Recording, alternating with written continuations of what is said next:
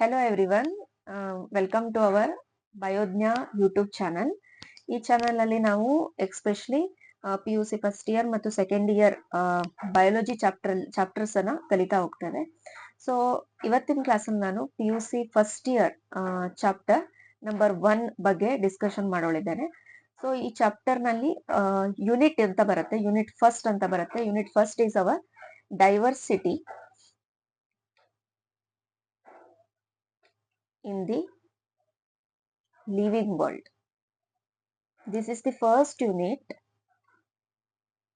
in biology PUC first year. So in this unit we are having 4 chapters. Today we are going to study about chapter number 1, the living world.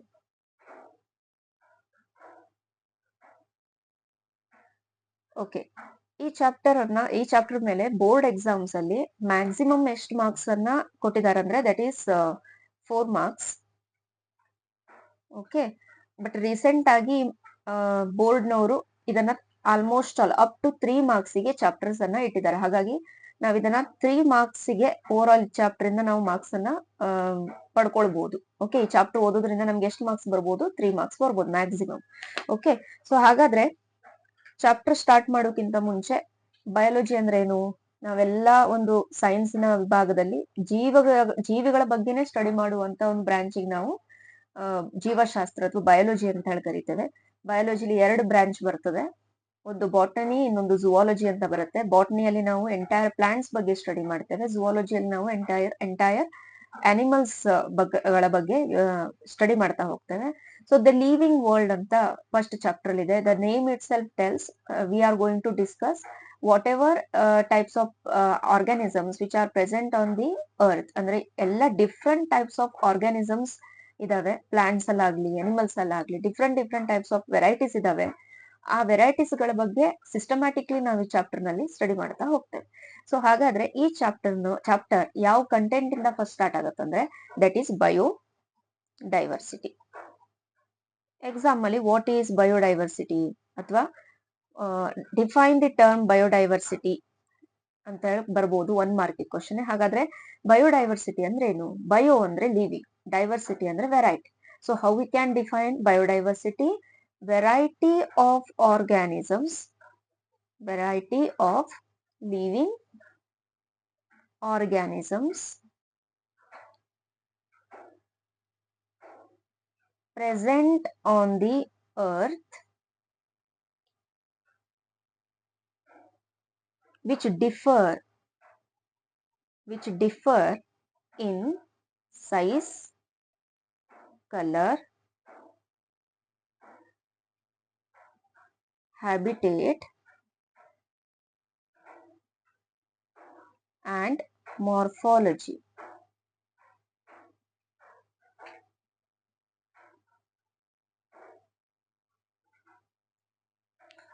So variety of living organisms ಅನ್ನ ಎಲ್ಲಿರ್ತಾವು?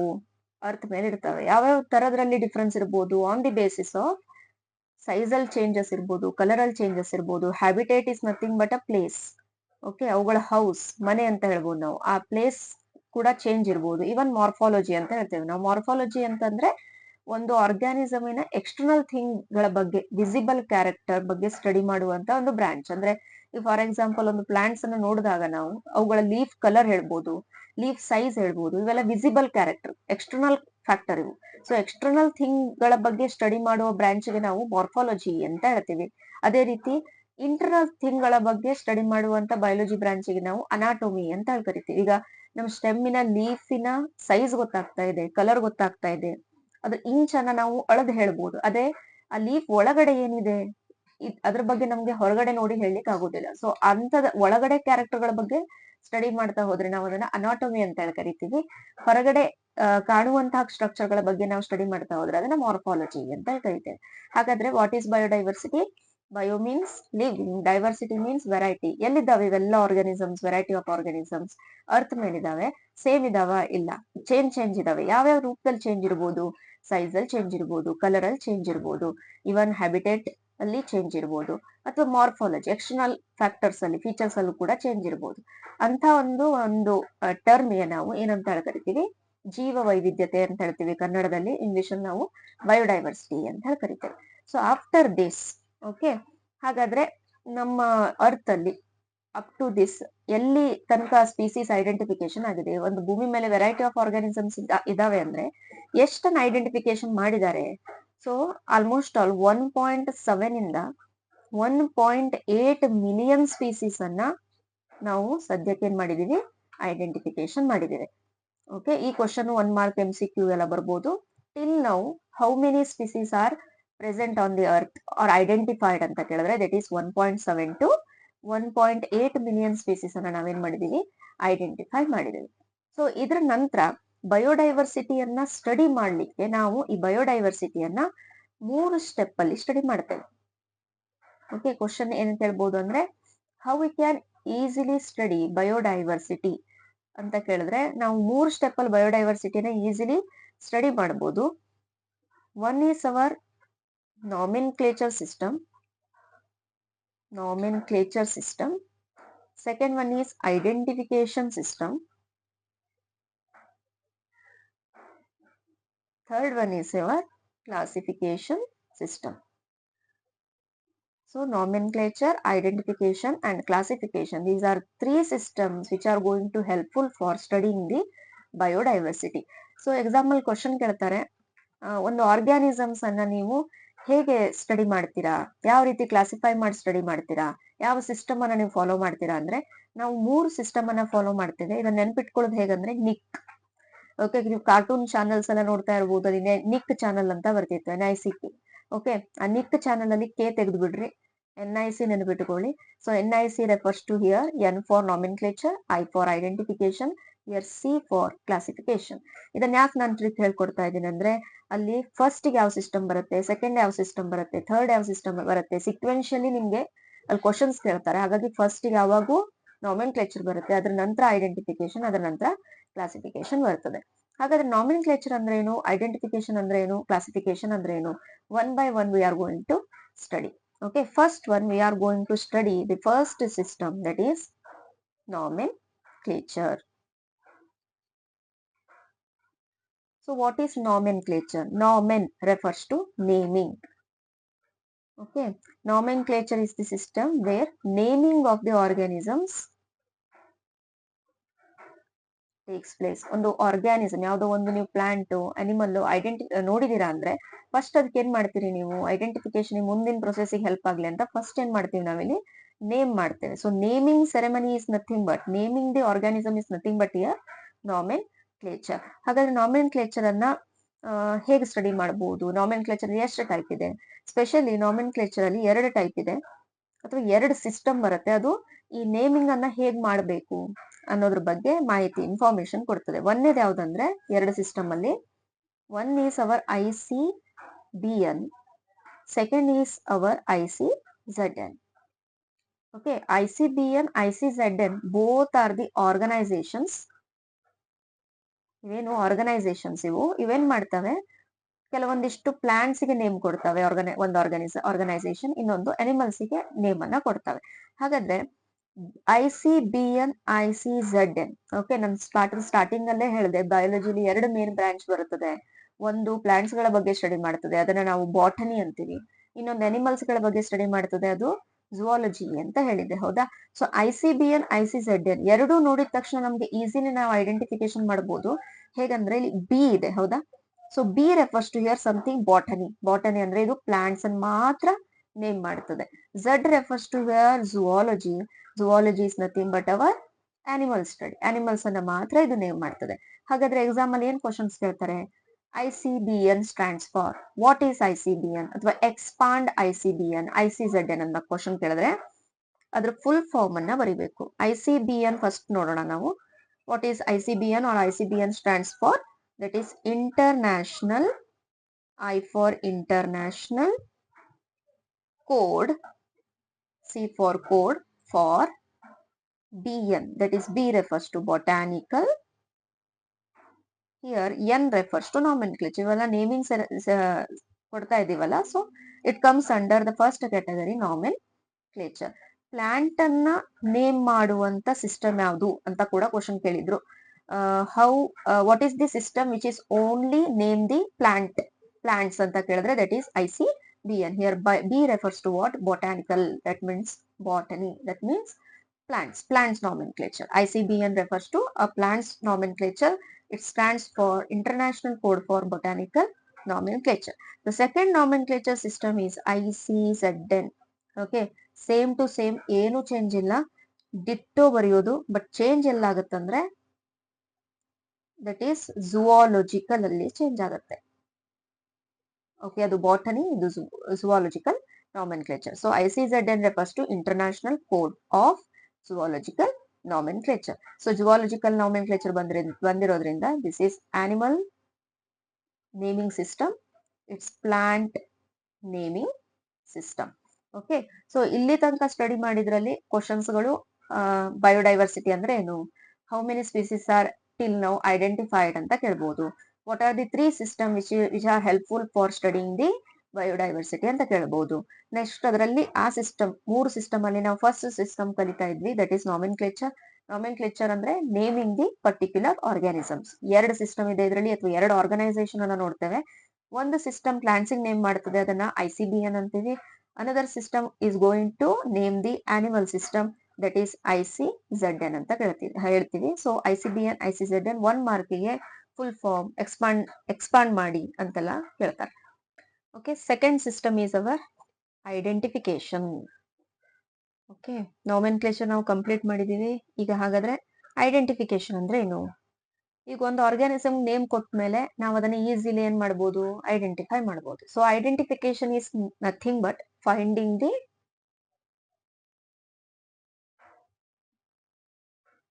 organisms and place it into the system of classification. Okay, ನಾವು ನೇಮಿಂಗಿನ ನಂತರ ಅಂದ್ರೆ ನಾಮೆನ್ಕ್ಲೇಚರ್ ನಂತರ ಬರುವಂತ ಸ್ಟೆಪ್ಪಿಗೆ ನಾವು identification ಅಂತ ಕರಿತೀವಿ. Identification ಅಲ್ಲಿ ನಾವು ಮಾಡೋದ್ರಿಂದ ನಾವು ಒಂದು ಆರ್ಗ್ಯಾನಿಸಮ್ ಅನ್ನ ಏನ್ ಮಾಡ್ಬೋದು? ಫೈಂಡ್ ಔಟ್ ಮಾಡ್ಬೋದು. ಓಕೆ, ಫೈಂಡ್ ಔಟ್ ಮಾಡಿ ಅದನ್ನ ಯಾವ ಸಿಸ್ಟಮ್ ಅಲ್ಲಿ ನಾವು ಪ್ಲೇಸ್ ಮಾಡಬೇಕು, ಆ ಸಿಸ್ಟಮ್ ಅಲ್ಲಿ ನಾವೇನ್ ಮಾಡಿ ಬರುತ್ತೆ? ಪ್ಲೇಸ್ ಮಾಡಿ ಬರುತ್ತೆ. So identification is nothing but finding the organisms and ಏನ್ ಫೈಂಡ್ ಔಟ್ ಮಾಡಿರ್ತಿರಲ್ಲ ಆರ್ಗ್ಯಾನಿಸಮ್ ಅನ್ನ, ಆ ಆರ್ಗ್ಯಾನಿಸಮ್ ಅನ್ನ ನಾವು ಪ್ಲೇಸ್ ಮಾಡ್ತೀವಿ ಸಿಸ್ಟಮ್ ಆಫ್ ಕ್ಲಾಸಿಫಿಕೇಶನ್ ಅಲ್ಲಿ. Okay, so nomenclature is nothing but naming the organism. Identification is nothing but finding the particular organisms. Okay, so third category is our classification.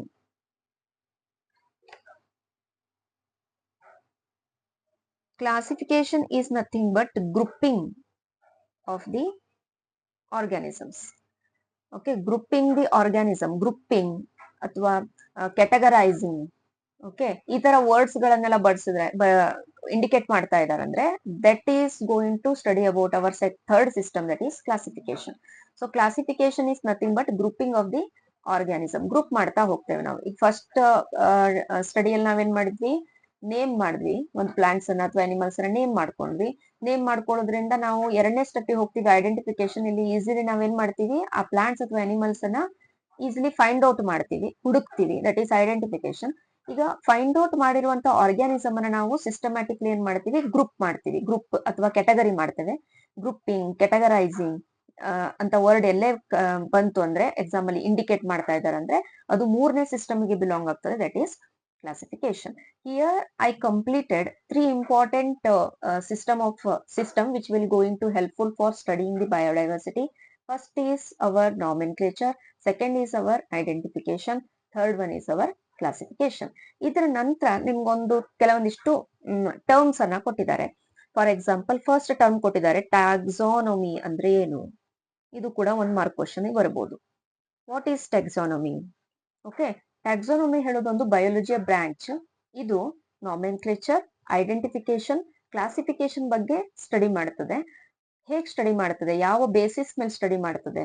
On the basis of ಅಂತ ಹೇಳ್ತೀವಿ ನಾವು, on the basis of cell structure, structure of the cell. Okay, ಸೆಲ್ಲಿನ development. Okay, structure of the cell, ಆಮೇಲೆ ಅದರ development, cell ಹೇಗೆ development ಆಗ್ತದೆ, ಇವನ್ ಅದರ ecological information.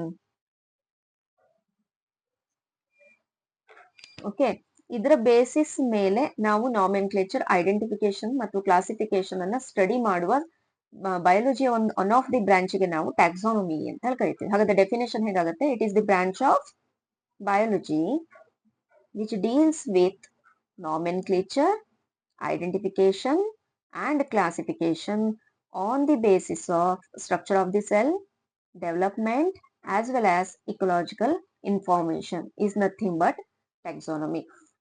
ಈ ಮೂರು ಬ್ರಾಂಚ್ ಅನ್ನ ನಾವು ಯಾವ್ದ್ರ ಬೇಸಿಸ್ ಮೇಲೆ ಸ್ಟಡಿ ಮಾಡ್ತೇವೆ ಅಂದ್ರೆ ಸೆಲ್ಲಿನ ಸ್ಟ್ರಕ್ಚರ್, ಅದರ ಡೆವಲಪ್ಮೆಂಟ್ ಮತ್ತೆ ಅದು ಯಾವ್ದಕ್ಕೆ ಯೂಸ್ಫುಲ್ ಇದೆ, that is nothing but ecological information. ಇದಿಷ್ಟ್ರ ಬಗ್ಗೆ ಇದರನ್ನ ಬೇಸ್ ಇಟ್ಕೊಂಡು ನಾವು ಇದ್ರ ಮೂರನ್ನ ಸ್ಟಡಿ ಮಾಡ್ತೀವಿ. NIC, that is nomenclature, identification, classification ಅನ್ನ ಸ್ಟಡಿ ಮಾಡ್ತೀವಿ. ಇದು ಸೇಮ್ ನಮ್ಮ ಬಯಾಲಜಿ ಬ್ರಾಂಚ್ ಆಗಿದೆ. ಹಾಗಾಗಿ ಈ ಬ್ರಾಂಚ್ಗೆ ಹೊಸ ನೇಮ್ ಅನ್ನ ಕೊಟ್ಟರು, that is nothing but our taxonomy ಅಂತ ಹೇಳಿ ಕರಿತೀವಿ. ಸೊ ಇದರ ನಂತರ ಇನ್ನೊಂದು ಟರ್ಮ್ ಬರುತ್ತೆ, very important term, that is binomial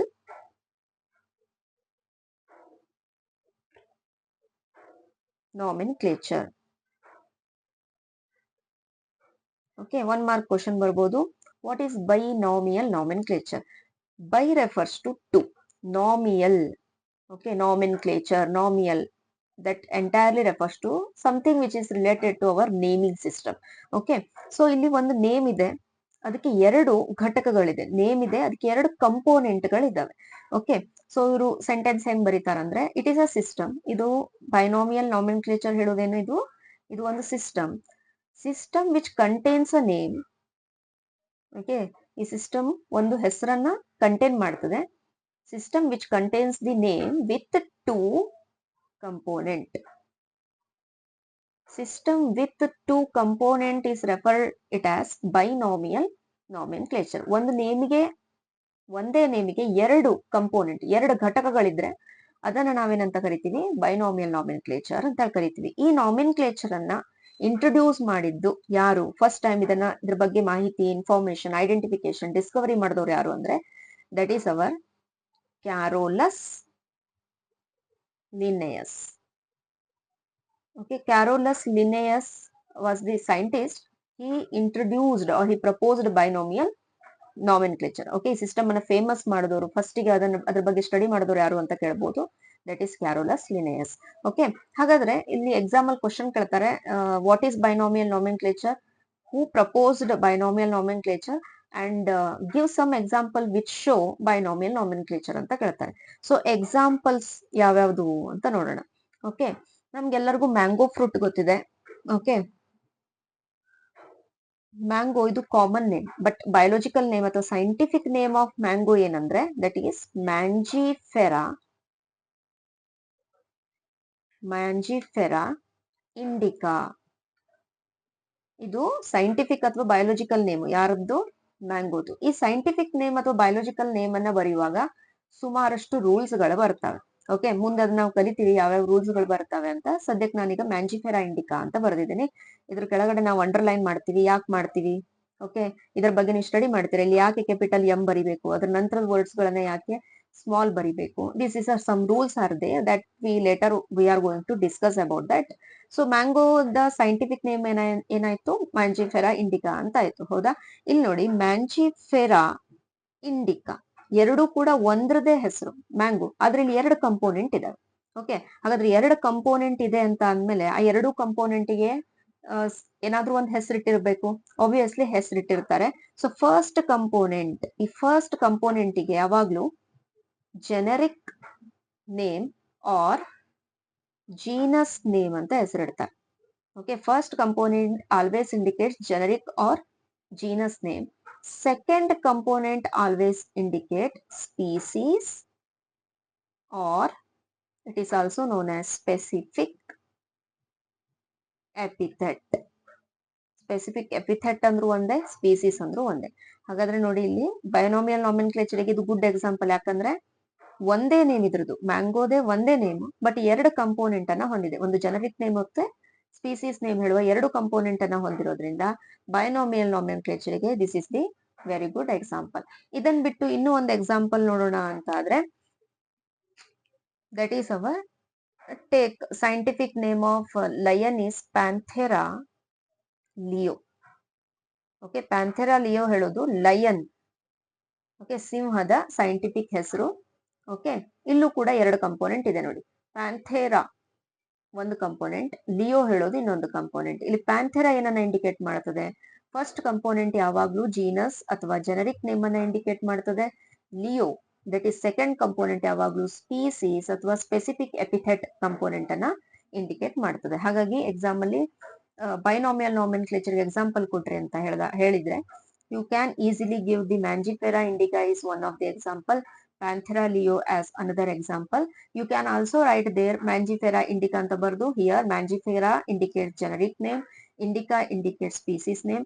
In case of Panthera leo, Panthera indicates genus name, leo indicates species name ಅಂತ ಬರೀಬಹುದು.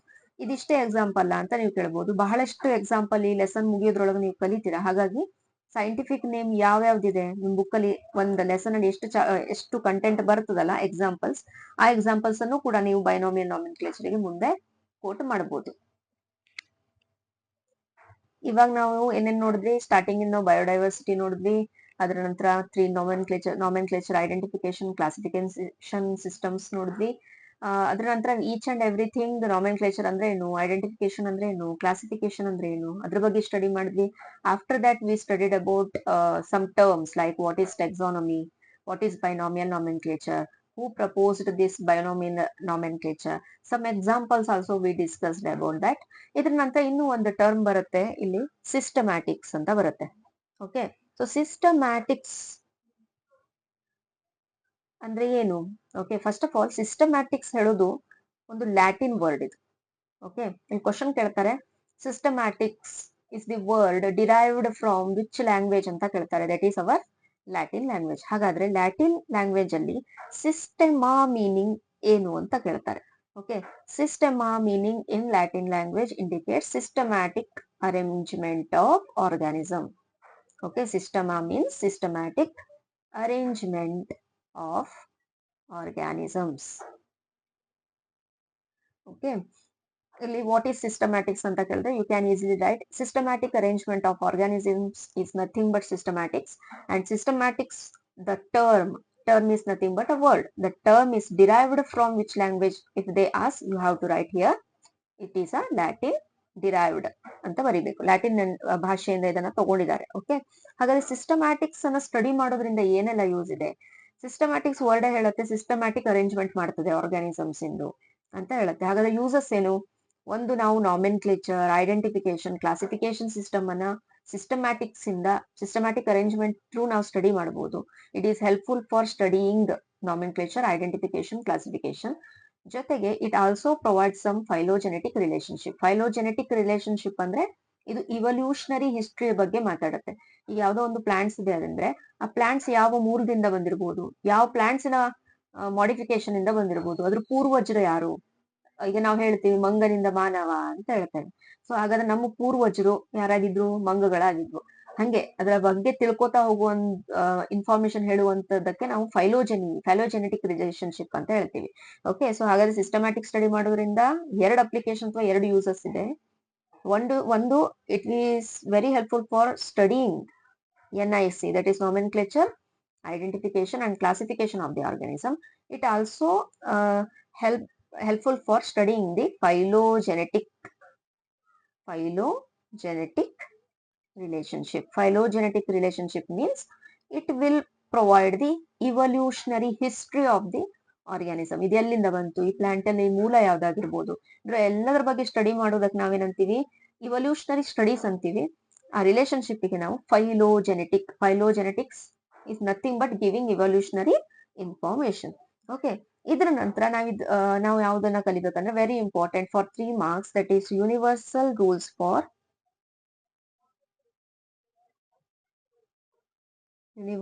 Rules for binomial nomenclature. Okay, exam ಅಲ್ಲಿ ಈ ರೂಲ್ಸ್ ಅನ್ನ 2 as well as 3 marks ಗೆ ಕೇಳ್ತಾರೆ. It's very very important. Okay, ನಾವು ಅಲ್ಲಿ study ಮಾಡುವಾಗ ನೋಡಿದ್ವಿ ಬೈನಾಮಿಯಲ್ ನಾಮೆನ್ಕ್ಲೇಚರ್ ಗೆ ಕೆಲವೊಂದಿಷ್ಟು ಎಕ್ಸಾಂಪಲ್ಸ್ ಅನ್ನ ಕೋಟ್ ಮಾಡುವಾಗ ನಾನು ಜೀನಸ್ ನೇಮಿಗೆ, ಸ್ಪೀಸಿಸ್ ನೇಮಿಗೆ ಅಂಡರ್ಲೈನ್ ಮಾಡ್ತಿದ್ದೆ. ಕೆಲವೊಂದನ್ನ ಕ್ಯಾಪಿಟಲ್ ಬರ್ದಿದ್ದೆ, ಕೆಲವೊಂದನ್ನ ಸ್ಮಾಲ್ ಅಲ್ಲಿ ಬರ್ದಿದ್ದೆ, ಸ್ಮಾಲ್ ಲೆಟರ್ ಅಲ್ಲಿ ಬರ್ದಿದ್ದೆ. ಇವೆಲ್ಲ ರೂಲ್ಸ್ ಅಂತ ಕೂಡ ನಾನು ನಿಮ್ಗೆ ಹೇಳಿದ್ದೆ. ಹಾಗಾದ್ರೆ ಆ ರೂಲ್ಸ್ ಗಳ ಬಗ್ಗೆನೇ ಇಲ್ಲಿ ನಾವೇನ್ ಮಾಡ್ಬೇಕಾಗುತ್ತೆ, ಸ್ಟಡಿ ಮಾಡ್ಬೇಕಾಗುತ್ತದೆ. ಮತ್ತೆ ಈ ರೂಲ್ಸ್ ಎಲ್ಲರಿಗೂ ಒಂದೇ. That is why the word here used universal. ಅಂದ್ರೆ ಈ ರೂಲ್ ಎಲ್ಲೇ ಹೋದ್ರೂ ಕೂಡ ಅಪ್ಲೈ ಆಗ್ತದೆ. Okay, so universal rules for binomial nomenclature, it's very easy. ಇದನ್ನ ಹೇಗೆ ಸ್ಟಡಿ ಮಾಡುವ ಅಂದ್ರೆ ಒಂದು ಎಕ್ಸಾಂಪಲ್ ತಗೊಂಡು ಸ್ಟಡಿ ಮಾಡುವ. ಓಕೆ, ಇವಾಗ ಅಷ್ಟೇ ಹೇಳಿದೆ ನಾನು, ಮ್ಯಾಂಗೋನ ಸೈಂಟಿಫಿಕ್ ನೇಮ್ ಏನು ಅಂತ ಹೇಳಿದ್ದೆ, that is Mangifera indica, right? So Mangifera indica is the scientific or biological name of mango plant ಅಂತ ಹೇಳಿದ್ದೆ ನಾನು, ಹೌದಾ? ಸೊ ಹಾಗಾದ್ರೆ ಬಯೋಲಜಿಕಲ್ ನೇಮಿಗೆ 2 ಕಂಪೋನೆಂಟ್ ಇರ್ತದೆ ಅಂತ ಆಯ್ತು. ಹಾಗಾದ್ರೆ ನಮ್ದು ಫಸ್ಟ್ ರೂಲ್ ಏನಂದ್ರೆ, ಬಯೋಲಜಿಕಲ್ ನೇಮ್ ಆಲ್ವೇಸ್ ಕಂಟೇನ್ಸ್, ಎಷ್ಟು ಕಂಪೋನೆಂಟ್ ಇರ್ತದೆ? ಆಲ್ವೇಸ್ ಕಂಟೇನ್ಸ್ 2 ಕಂಪೋನೆಂಟ್ಸ್, 2 ಕಂಪೋನೆಂಟ್ಸ್ ಇರ್ತದೆ. ಯಾವ್ಯಾವುದು? ಮ್ಯಾಂಜಿಫೆರಾ ಯಾವ ಕಂಪೋನೆಂಟ್ ಇದರಲ್ಲಿ? ಜೀನಸ್. ಓಕೆ, ಇಂಡಿಕಾ ಯಾವ ಕಂಪೋನೆಂಟ್ ಇಲ್ಲಿ? ಸ್ಪೀಸೀಸ್. ಸೊ 2 ಕಂಪೋನೆಂಟ್ಸ್ ಇರ್ತದೆ. Okay, biological name always contains 2 components. One is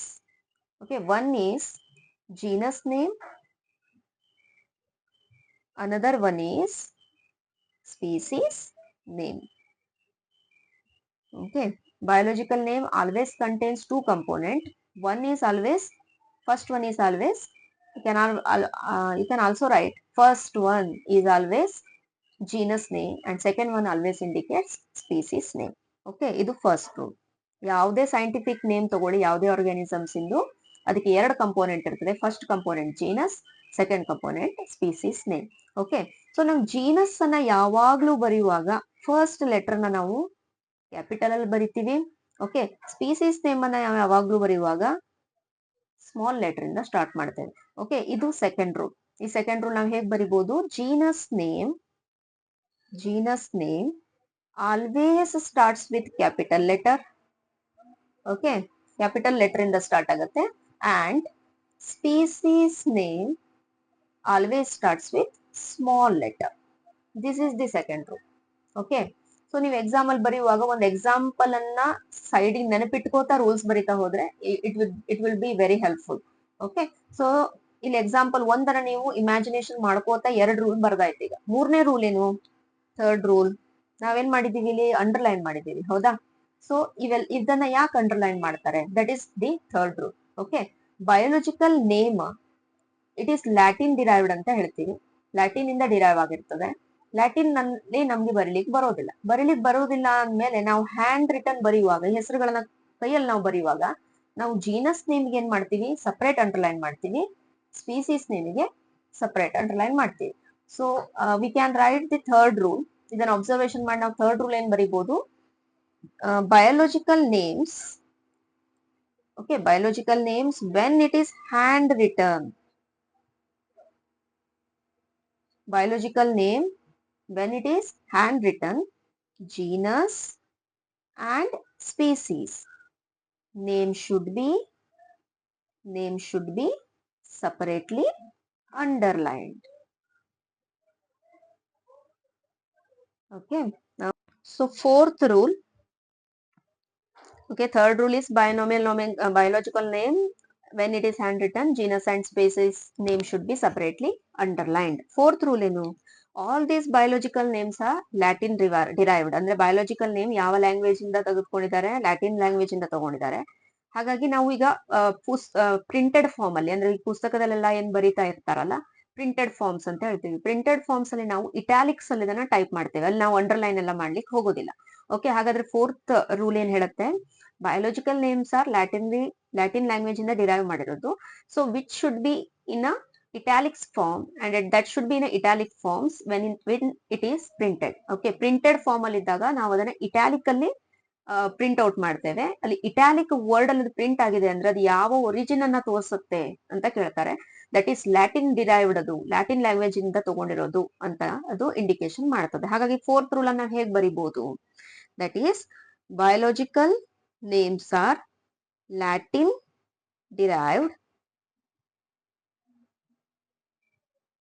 Okay, biological name Latin ಇಂದ ಡಿರೈವ್ಡ್ ಆಗಿದೆ. Biological name Latin derived and it is printed in italics.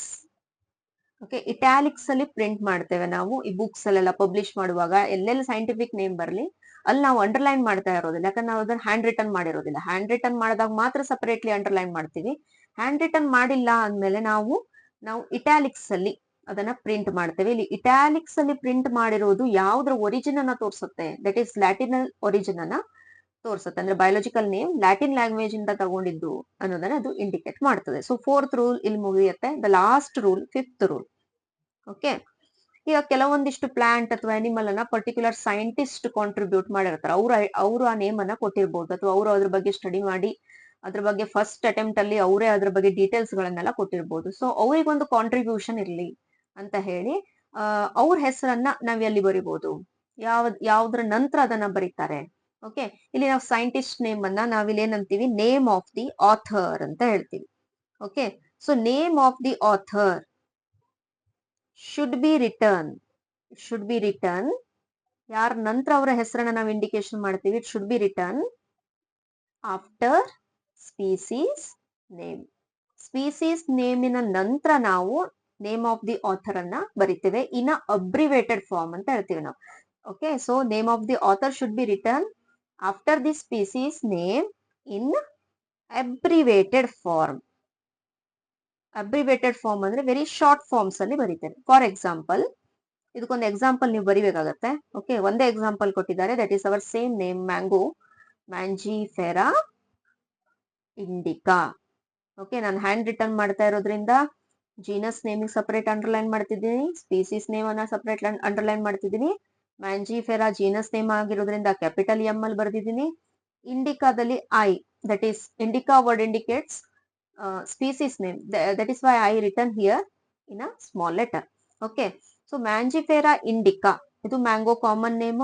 Okay, ಇದನ್ನ ಯಾರು authorised ಮಾಡಿದ್ರು, ಯಾರು ಇದ್ರ ಬಗ್ಗೆ ಸ್ಟಡಿ ಮಾಡಿದ್ರು, ಹೆಸರನ್ನ ಕೊಟ್ರು ಅಂತ ಹೇಳಿದ್ರೆ ದಟ್ ಈಸ್ ಅವರ್ ಬೈನೋಮಿಯಲ್ ನಾರ್ಮನ್ಕ್ಲೇಚರ್ ಅನ್ನ ಪ್ರಪೋಸ್ ಮಾಡ್ತಾರೆ, ದಟ್ ಈಸ್ ಕ್ಯಾರೋಲಸ್ ಲಿನೇಯಸ್. ಇಲ್ಲಿ ಪೂರ್ಣ ಹೆಸರನ್ನು ಬರೀಲಿಕ್ಕೆ ಬರುವುದಿಲ್ಲ, ಹಾಗಾಗಿ ನಾವು ಅಬ್ರಿವೇಟೆಡ್ ಫಾರ್ಮ್ ಅಲ್ಲಿ ಸೈಂಟಿಸ್ಟ್ ನೇಮ್ ಅನ್ನ ಲಿನ್ನೇಯಸ್, ದಟ್ ಈಸ್ ಲಿನ್ ಅಂತ ಬರಿತೀನಿ. ಸೊ ಯಾವುದೇ ಹೆಸರನ್ನು ಬರಿಬೇಕಾದ್ರೆ ಹೆಸರು ಯಾವಾಗ್ಲೂ ಕ್ಯಾಪಿಟಲ್ ಇಂದಾನೆ ಸ್ಟಾರ್ಟ್ ಆಗುತ್ತೆ.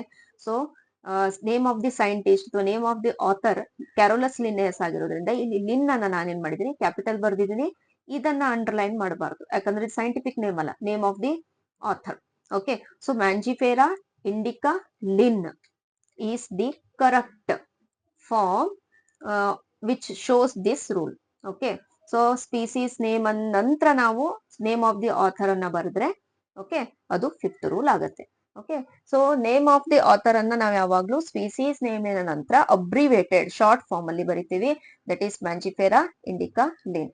ಇನ್ examination how they will ask about this content, question ಯಾವ ತರ ಕೇಳ್ತಾರೆ, write the universal rules for binomial nomenclature ಅಂತ ಕೇಳ್ಬೋದು, ಅಥವಾ write any 2 rules with for binomial nomenclature ಅಂತ ಕೇಳ್ಬೋದು, ಅಥವಾ ಹೀಗೂ ಕೇಳ್ಬೋದು ನೋಡಿ, Mangifera indica Linn. They will give Mangifera indica Linn. Here Mangifera refers to what, okay, indica refers to what, and linnaeus lin refers to what ಅಂತ ಕೇಳ್ಬೋದು. ಇಲ್ಲಿ lin refers to name of the author, indica refers to species name or specific epithet, Mangifera indicates genus or generic name ಅಂತ ಬರೆಯೋದಕ್ಕೆ marks ಗಳು distribute ಆಗ್ತದೆ. Okay, next rules ಎಲ್ಲ ಮುಗಿದ್ಮೇಲೆ next content ಬರುತ್ತೆ ಇಲ್ಲಿ taxonomical category. Okay, what is taxonomical category ಅಂತ question ಬರ್ಬೋದು. Category is nothing but grouping. Okay, so taxonomical word ಅನ್ನ ಕೊಟ್ಟಿದ್ದೇವೆ. So what is taxonomical category? It is very easy. First definition ನೋಡಿ. What is taxonomical category? It is overall arrangement of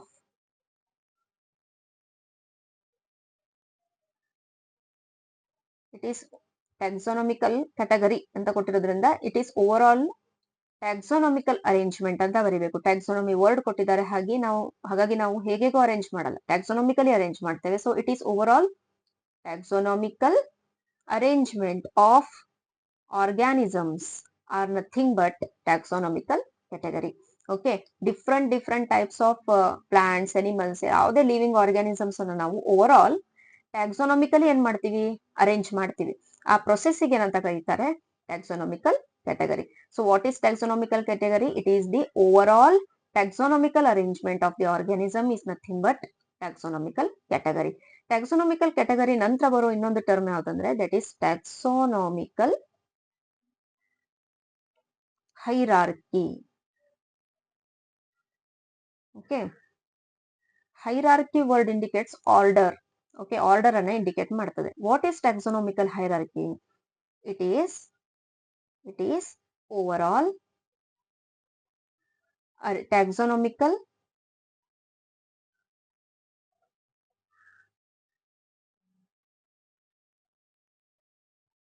arrangement. Okay, it is overall arrangement of taxonomical category. Okay, ಇದ್ರ ಹಿಂದೆ ನಾವು ಟ್ಯಾಕ್ಸೋನಾಮಿಕಲ್ category ಏನು ಅಂತ ಕಲ್ತಿದ್ವಿ, ಹೌದಾ? ಟ್ಯಾಕ್ಸೋನಾಮಿಕಲ್ ಕ್ಯಾಟಗರಿಯನ್ನೇ ಮತ್ತೆ ನಾವು sequence ಆಗಿ ಅರೇಂಜ್ ಮಾಡಿದ್ರೆ, ಓವರ್ ಆಲ್ ಅರೇಂಜ್ ಮಾಡಿದ್ರೆ ಅದೇನಂತ ಕರೆಸ್ಕೊಳ್ತದೆ, ಟ್ಯಾಕ್ಸೋನಾಮಿಕಲ್ ಹೈರಾರ್ಕಿ. ಓಕೆ, ಇದ್ರಲ್ಲಿ ಒಂದು ಡೆಫಿನೇಷನ್ ಕಲ್ತ್ಕೊಂಡ್ರೆ ಇನ್ನೊಂದು ಡೆಫಿನೇಷನ್ ಈಸಿ ನೋಡಿ. Taxonomical category is nothing but overall arrangement, taxonomical arrangement of the organism, that is taxonomical category. Overall taxonomical category, okay, overall taxonomical category arrangement is nothing but taxonomical hierarchy. Okay, taxonomical category ಅನ್ನೇ ನಾವು systematically ಬರೆದ್ವಿ ಅಂದ್ರೆ ಅದೇನನ್ನ indicate ಮಾಡ್ತದೆ, taxonomical hierarchy, order ಅನ್ನ indicate ಮಾಡ್ತದೆ. So next ಬರುತ್ತೆ very important term, that is taxon or taxa or rank ಅಂತ ಬರುತ್ತೆ. ಓಕೆ, ಟ್ಯಾಕ್ಸಾನ್ ಇರ್ಲಿ, ಟ್ಯಾಕ್ಸಾ ಇರ್ಲಿ, ರ್ಯಾಂಕ್ ಇರ್ಲಿ, ಒಂದನ್ನೇ ಇಂಡಿಕೇಟ್ ಮಾಡ್ತದೆ. ಹಾಗಾದ್ರೆ ಟ್ಯಾಕ್ಸಾನ್ ಅಂದ್ರೆ ಏನು ಅಥವಾ ಟ್ಯಾಕ್ಸಾ, ರ್ಯಾಂಕ್ ಅಂದ್ರೆ ಏನು? Okay, that we have to study. ಇಲ್ಲಿ in what is taxon, taxa ಅಂತ ಕೇಳಿದ್ರೆ, in taxonomical category, okay, in taxonomical category each category act as unit of classification.